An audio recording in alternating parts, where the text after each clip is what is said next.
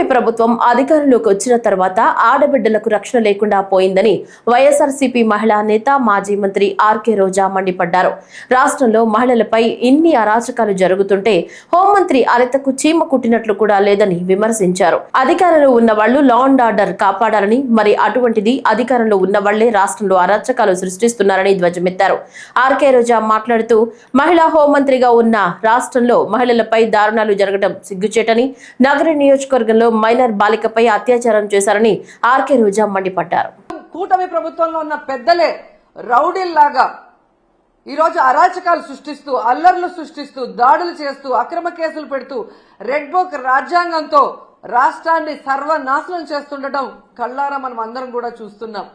ఎంత దారుణం అంటే, ఒక మహిళ హోంమంత్రిగా ఉండి కూడా మహిళలకి రక్షణ కల్పించలేని దౌర్భాగ్య స్థితిలో ఉంది అంటే సిగ్గుపడాలి. ఆ పదవికి రాజీనామా చేసి ఎవరైతే సక్రమంగా పనిచేయగలరో వాళ్ళని ఆ ప్లేస్ లో పెట్టించే విధంగా చూసుకోవాలి.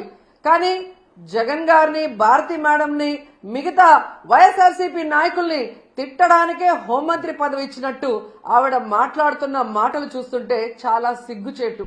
ఎందుకంటే మా నియోజకవర్గంలో కూడా ఒక చిన్న పాపని రేప్ చేసి చంపేసి పూర్తి చేస్తే దాన్ని మాయ చేయాలని ఎస్పీని అందరినీ ఇక్కడికి పంపించడం జరిగింది.